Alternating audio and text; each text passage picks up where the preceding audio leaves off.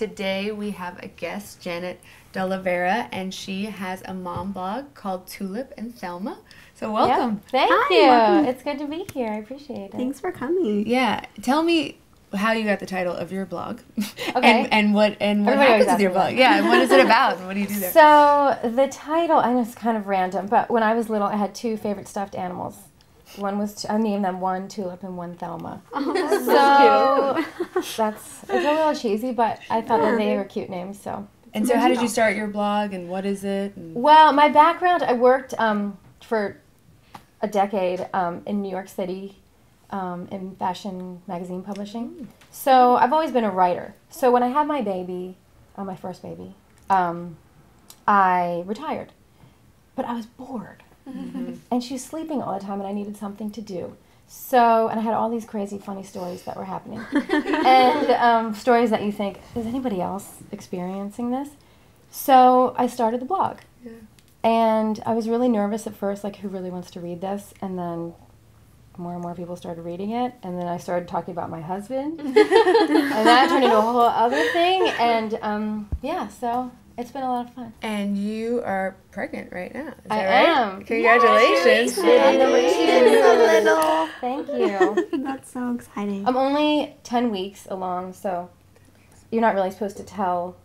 Oh, right, until 3 months. But I told everyone on my blog I went through IVF, so it was something that I didn't know if I wanted to talk about or not, but I thought, well, why not? And I'm glad I did because the reception has been great, and a lot of people have sent me emails saying thank you so much for sharing this. Yeah. Wow. And can you explain what it is just for our viewers? Yeah. Oh, IVF? Yeah, it's in vitro fertilization. So I am now 40 years old, and so I needed a little help. We'd been trying for about a year for the second baby, and so I needed a little help, and so we went to that method. That's amazing. And it worked. First shot, we got it. Oh, perfect. Right. So how old is your first one then? She's 20 months. Oh, wonderful. Lulu. Is her name. Oh, She's I the love best. And was she IVF? No, as well? no, No, okay. Curious, did you get pregnant with the first one? Fast. Did you? I think she did. Yeah, I did. Yeah, she was pretty quick.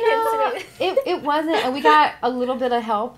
I just took drugs for her. So what is that? Like, or how do you do that? What is that? Hormones. I had to give myself shots in the stomach. And I'm like, wait, what message are you sending me?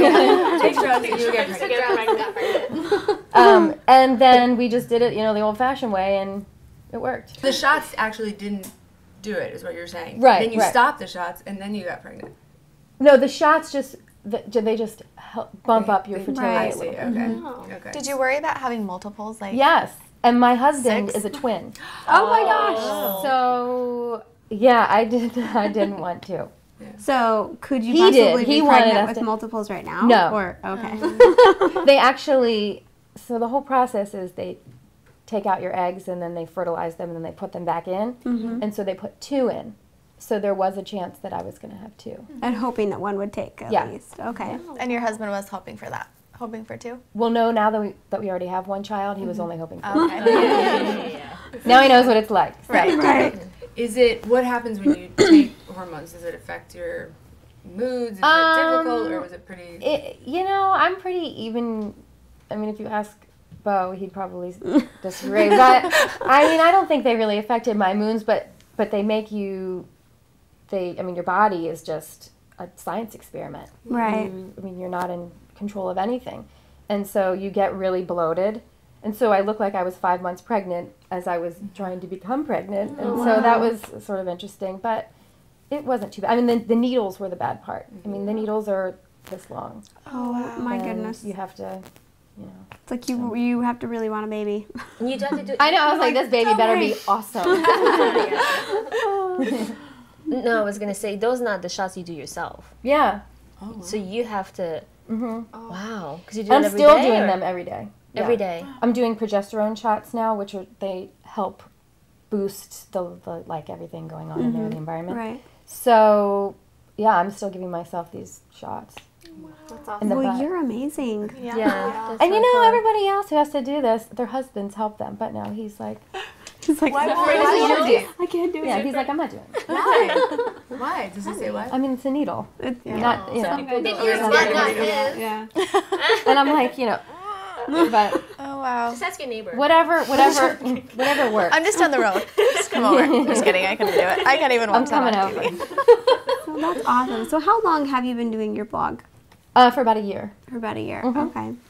And do you do it daily or weekly or? I started off doing it daily, and then I was like, nothing's really going on in my life. It wasn't that funny anymore. So then I started doing it every few days. Whenever something funny happens. How many followers do you have? I think that I have, I don't know exactly. I mean, I Is there a think way to keep track?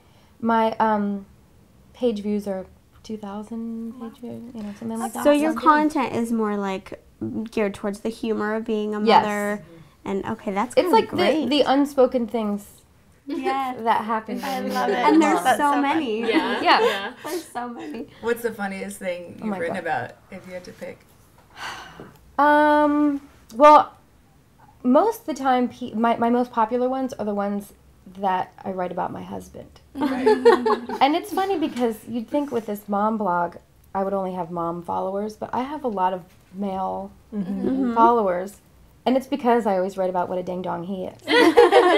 And, I mean, some of the funny ones have been, my husband has a twin brother. And so when my daughter didn't know which one was her father. Oh, wow. Or the time when we went to Thailand when we were first dating, and I took a picture of him in this purple tighty-whitey underwear. And his friend made a sticker of that picture and posted it basically all over the country. I'm sure you've seen it. It's been on signs all over Santa Monica. I mean, it's Oh my crazy. gosh. So I did a blog post about that, and that one was, I mean, everyone loved that one. That's And then I do things like, I went to the gym once, and it was soon after I'd had the baby, and I wet my pants. That kind of thing happens after you have a baby, and so no one true. talks about That's it. so interesting. Just like, because it was right after. Yeah, So it was pretty soon after, so. Because the And muscles. that's pretty common. They're not, Yeah. they're not back I mean, time. apparently it happens to everybody because I got so many emails from people Yeah. saying, oh my God, thank God you wrote about that. I thought I was the only one that happened to. Well, even now, I mean, my youngest is almost 2. It's like I can't do a jumping jack without being like, oh my gosh, I have to pee right now. You know, those muscles just never go back.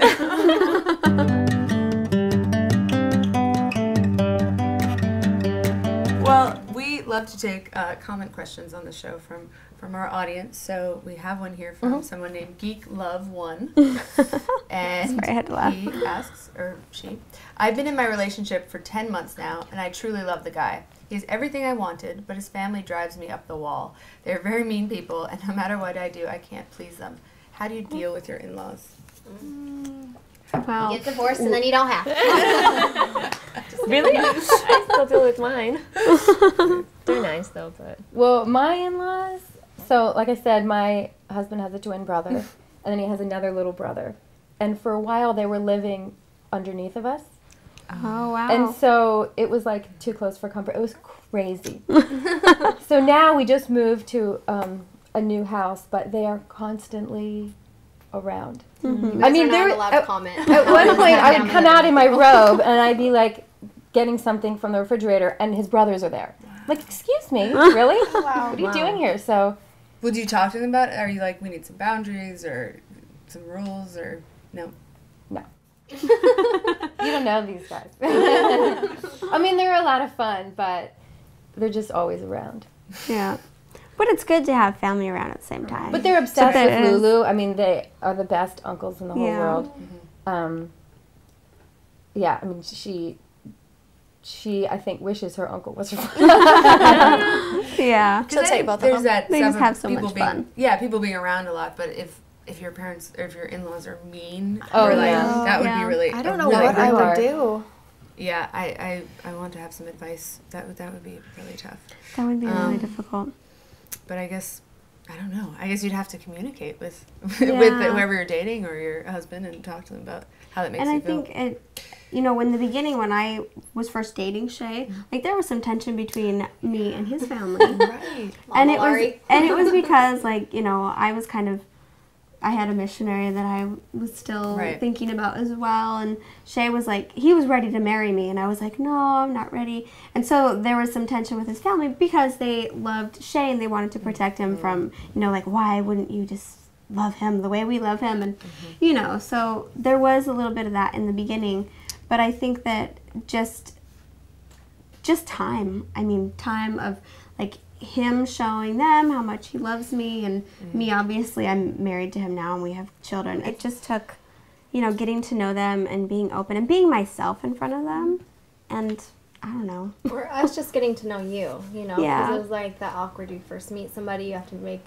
the judgments off of, you know, and you didn't like Shay, so we're like, whatever, she's shunned. I liked him. No, you're like, she's out. She's cut. I think it was good too after like knowing where you were coming from. Like now that we know you, we know how you make Totally. decisions, and of course, like that you needed to go through that. Yeah.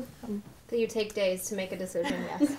I really do. We're in the lip gloss island. I'm Not like, only in my head, see you in but 5 hours, Colette. Look at one Here we lip go. gloss. I'll see you in 5 hours. That's true. It's good. it's You're a true. good thinker. I think for the advice though I would give to somebody that is in that situation where in-laws, you know, maybe they don't have the greatest relationship, I feel like being able to talk about it, especially with your spouse, and express your feelings, but not like venting, like, oh, I hate that, blah, blah, blah, but being open, like, I feel this way, you know, how can we help fix it? And be open with your in-laws. Maybe they're not the type of people that you can talk to, but opening that line of communication, even if it's awkward, is going to help a whole lot.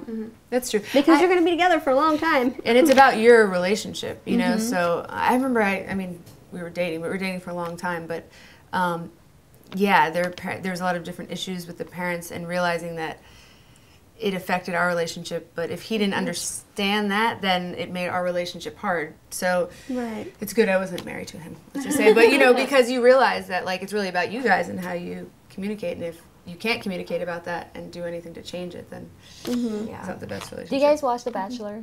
Yes. Don't. You don't? I watched The Bachelor Last on YouTube. season. Oh, just love it. because there was a part within the last season, well, the one that just ended, where a guy seemed to have this love for this girl, the little Casey, and they were so in love, and then he met the parents, and they were so strict and conservative, and like he let her go that week. Wow. And I know, like, you know, from a viewer's perspective, that's why he left. And it was because of the parents. Because if you can't have that connection, it's hard to get in.